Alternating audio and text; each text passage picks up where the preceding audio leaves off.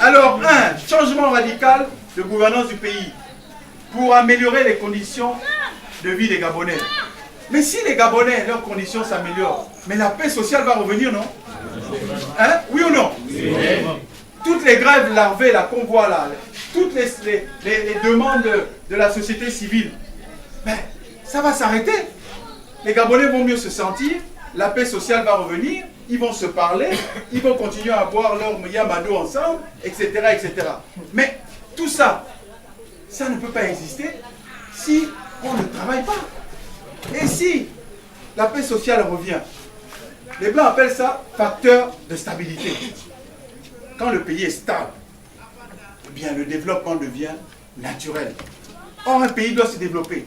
Parce que depuis des décennies, il y a 50 ans à peu près, nous étions 500 000 habitants. Aujourd'hui, nous sommes 2 millions d'habitants. Mais les besoins sociaux primaires ont explosé dans le pays. L'école, les besoins de salles de classe ont explosé. La santé, les besoins de soins ont explosé. Les routes, les besoins de transport ont explosé. Les éducations, l'enseignement supérieur, les universités ont explosé. Le logement, il nous faut des logements sociaux. Mais tout ça, là, ça ne peut être fait que par des hommes compétents. Des personnes qui ont déjà été éprouvées par la vraie vie. Parce qu'il y a des gens, je ne sais pas si ils ont été éprouvés par la vraie vie. Mais éprouvés par la vraie vie, ça veut dire quoi? Ça veut dire qu'on connaît la réalité. Que même si, quelle que soit la classe sociale à laquelle on appartient, eh bien, on connaît ce qui se passe dans le pays et on a envie de changer ça. Parce que on peut atteindre un niveau, je dirais, on peut être bien dans sa vie, vivre dans sa famille. Mais moi je suis chrétien. Mais un chrétien, un bon chrétien, doit se préoccuper du sort de son prochain. C'est important. Parce que s'il se préoccupe du sort de son prochain, le Christ nous a dit quoi? Aimez-vous les uns les autres comme je vous ai aimé. Aimez-vous les uns les autres Comme je vous ai aimé. Mais voilà. Aimez-vous les uns les autres. Mais comment tu peux aimer Dieu si tu es croyant alors que tu n'aimes pas ton compatriote ou ton concitoyen qui est là assis? Beaucoup se disent chrétiens, mais quand ils posent des actes, j'ai l'impression que je ne sais pas si ce sont des bons chrétiens. Mais même les musulmans, ils ont la même philosophie, hein, c'est l'amour du prochain. Même les juifs, c'est pareil. Aucune religion, aucune vie spirituelle véritable ne vous enseigne d'aimer l'autre. Il faut aimer les autres comme Dieu nous a aimés. Et c'est comme ça que moi je réfléchis. Donc on peut avoir une situation confortable, mais on doit aussi contribuer à l'amélioration des situations de ses compatriotes.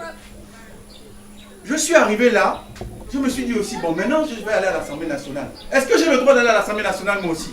Oui. J'ai le droit, non? Oui. Je suis un Gabonais, non? Oui. Je suis un homme, non? Merci. Merci de votre soutien. Pour aller à l'Assemblée nationale, je me suis dit, bon, comment tu fais? Tu vas sous quel parapluie là? Ah, je me suis dit, ben moi je suis un homme de l'entreprise depuis que je travaille. Mais je suis un homme de la société civile. Voilà, tout simplement. Mais un homme de la société civile, vous savez, dans le monde entier aujourd'hui, dans les pays développés, la société civile, c'est elle aujourd'hui qui est comme un aiguillon un peu des hommes politiques. Parce que la société civile, c'est quoi? C'est le monde, c'est les chefs d'entreprise, c'est les syndicats, c'est les associations. On appelle ça le corps intermédiaire de l'État. C'est ça la société civile. La société civile, elle est pragmatique. La politique politicienne, elle n'aime pas ça. Elle dit que quand il y a un problème ici, eh ben, il faut s'en occuper. J'entends, on me dit, oh, la société civile ne fait pas de politique. Ah, je me dis, mais la société civile, comment elle ne fait pas de politique?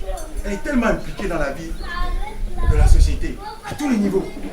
Mais elle fait de la politique parce que j'ai un de mes beaux-pères là qui m'a expliqué une chose. Quand je lui ai dit, ah, il paraît qu'on dit que la société civile ne fait pas de politique. Il m'a dit, ah, Franck, laisse tomber tout ça. Ça, c'est des gens qui veulent seulement vous distraire. Ben, il m'a dit, je vais te donner un proverbe que le ministre français Cotte avait dit. Il avait dit, les problèmes de tout le monde sont les problèmes politiques. Les problèmes politiques sont les problèmes de tout le monde. Dis-moi ça, parce que on dirait que tu connais ça. Bon. Quand j'étais en train de dire ça, il disait ça en même temps. Donc, les problèmes de tout le monde sont les problèmes politiques. Les problèmes politiques sont les problèmes de tout le monde. On est d'accord? Mais alors, il me dit, mais quand ton fils ne va pas à l'école, mais ça c'est ton problème personnel.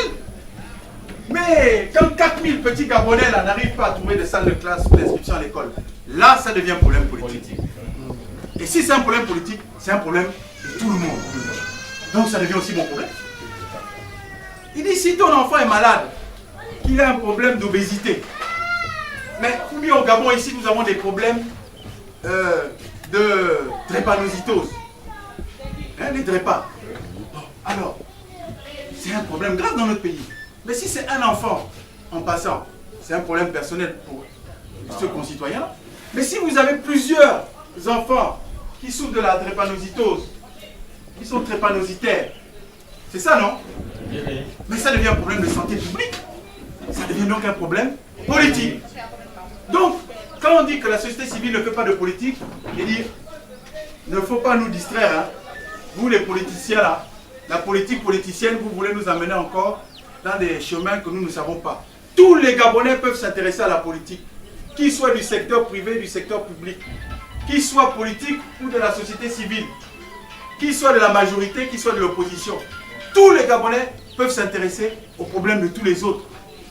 On est d'accord, non? Voilà.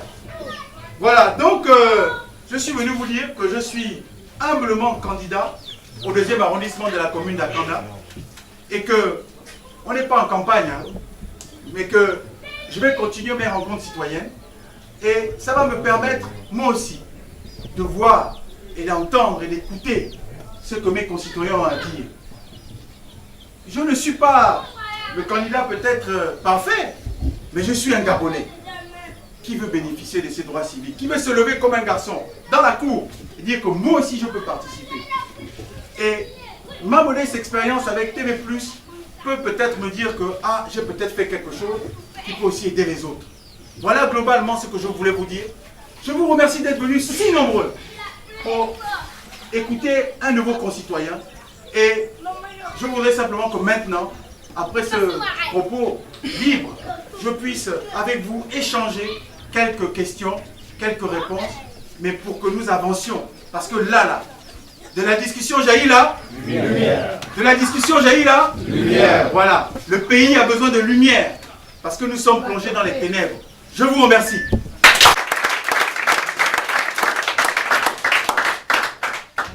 Moi je me présente Rogué Franck Dubois, je suis Gabonais, je suis Nzébi, je suis de la Mounier. Naturellement, la question que j'aimerais vous poser, c'est celle-ci. Pourquoi c'est lorsque les élections s'approchent qu'on voit certains candidats ou certaines personnes sortir de nulle part ailleurs venir dire je serai candidat, j'ai besoin de votre soutien, aidez-moi. Mais lorsque la période d'élection est lointaine, on ne cherche pas à rencontrer ses concitoyens pour savoir dans quelles conditions on vit, quels sont nos besoins naturels, qu'est-ce qui nous préoccupe, qu'est-ce qui va dans le quartier, qu'est-ce qui ne va pas.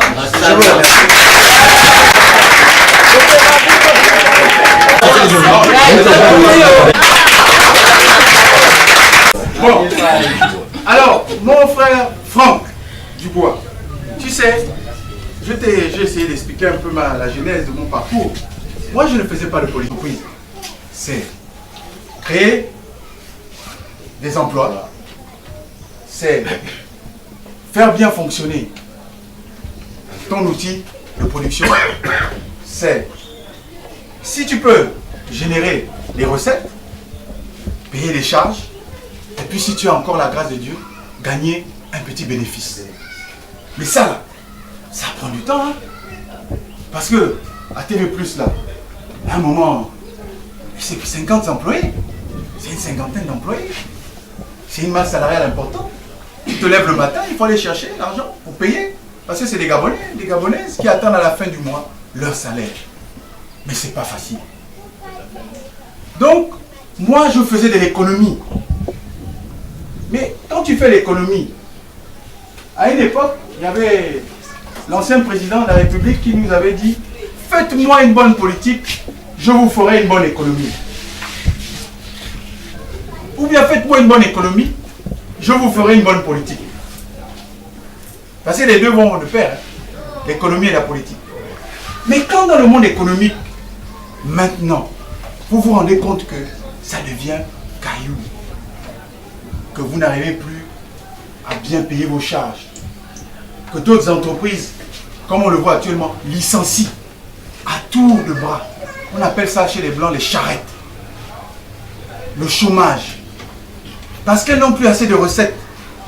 Mais quand vous voyez que tout ça, le pays, progressivement, s'écroule. Mais moi, je n'invente rien, c'est ce qui se passe là. On voit tous les jours dans les médias, oh, telle grande entreprise ferme, telle grande entreprise licencie. Est-ce que je mens? Non. C'est pas la réalité du pays. Bon. Alors moi, j'étais dans mon économie. Moi, je faisais l'économie. Donc, c'est vrai, venir faire de la politique, ce n'était pas mon métier. Mais quand maintenant l'économie est touchée, mon père, mon oncle, Amour m'avait dit, mais toi là, et la politique, ça te dit quoi? Je lui avais dit, ah non, vos histoires de politique là, moi je suis un chef d'entreprise. Moi, je fais mon commerce, c'est tout. Il avait rigolé comme ça. Il m'avait regardé et puis il m'avait dit, ah mon fils, tu es au Gabon, hein? Si tu ne fais pas de politique, la politique s'occupera de toi. Il me l'avait dit, il y a des années. Mais c'est maintenant que j'ai compris. Vous voyez? C'est pour ça que moi je crois que les anciens là, il ne faut pas les écarter. Vous voyez les anciens qui sont là? Dans un village, s'il n'y a plus d'anciens, c'est dangereux. Moi je crois à l'alliance nouvelle entre les anciens et les jeunes. Ceux qui pensent que les anciens ne servent à rien, ils se trompent. C'est avec les lumières du passé qu'on peut avancer dans l'obscurité de l'avenir. Donc il faut se servir des expériences des anciens. Et moi, je me sers des expériences de mes anciens. Je reste à côté des anciens pour qu'ils me montrent. Et c'est comme ça que j'ai accompagné mon père Amo jusqu'à sa dernière demeure. Parce que c'était mon ancien. Et d'autres qui m'accompagnent aujourd'hui, je suis avec eux. Donc, je ne faisais que de l'économie, moi. Mais maintenant que j'ai décidé de faire de la politique, parce que je me dis, ah, si je laisse les choses continuer comme ça, moi aussi un jour je vais fermer TV+. Mais tous ces employés-là, qu'est-ce qu'ils vont faire, ces pères et mères de famille?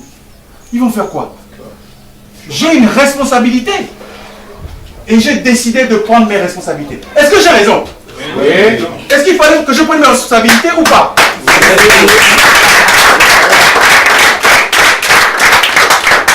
J'ai pris mes responsabilités d'homme. Je suis un citoyen, j'ai mes droits civiques. J'ai dit, bon, maintenant on va faire de la politique. Je ne renoncerai pas à ma nouvelle vocation d'homme politique. Je ne renoncerai pas à améliorer les conditions de vie des Gabonais.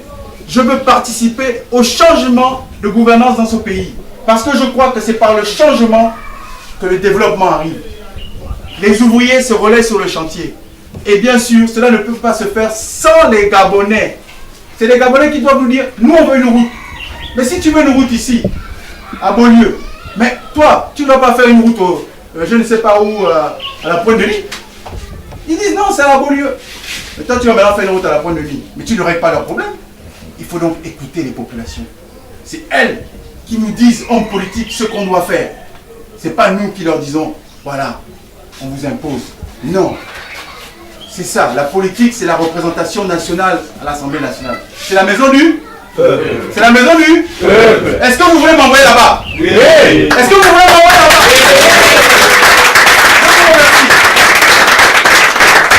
Je ne travaille pas. Si vous pouvez nous aider, ça peut déjà faire grand chose. Et on a aussi la route qui n'est pas bonne. Les inondations. Donc si vous pouvez faire quelque chose pour nous aider, ça pourra nous faire du bien. Il y a des problèmes de scolarisation. Donc c'est un peu ça. Merci, on applaudit.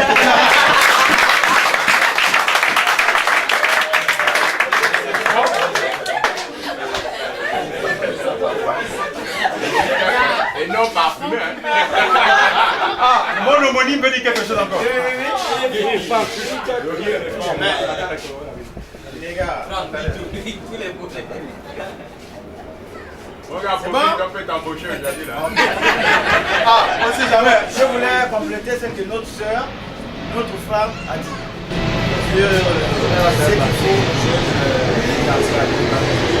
ce qui est bien, c'est que chez nous, déjà, il n'y a pas de banditisme, ça fait un aspect qui est important. Mais vous savez, quand il y a le chômage, il y a le banditisme qui va avec. Un jeune qui n'a pas de préoccupation, qui n'a pas d'occupation, ça va l'amener à la route à faire n'importe quoi. C'est pas jovial. Bien. Je dirais que vous êtes un candidat idéal pour nous. Vous êtes la bienvenue ici parce que déjà vous n'avez pas fait carrière politique. C'est la raison pour laquelle on vous soutient, on vous accueille vraiment à bras ouverts. Parce que si vous étiez déjà dans le système, que vous serez venu aujourd'hui, sans vous mentir, ça ne peut pas être comme ça. Le peu de personnes qui sont là, ça fait aussi beaucoup vis-à-vis de votre vision. D'autres sont dans leurs activités, c'est bien. Mais je voudrais dire vraiment,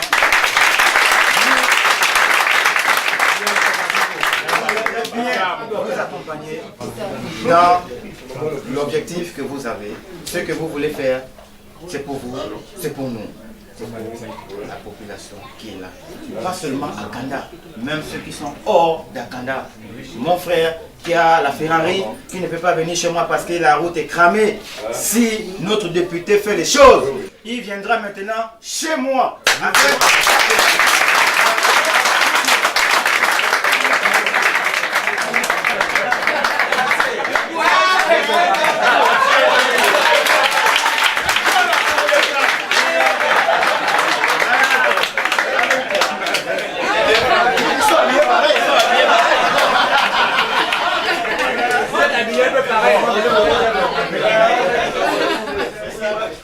Avec les deux femmes, vous êtes sûr que... Ça va aller. Bon, je vous remercie. Donc, on va maintenant clôturer. On va clôturer. Mais comme on ne quitte jamais.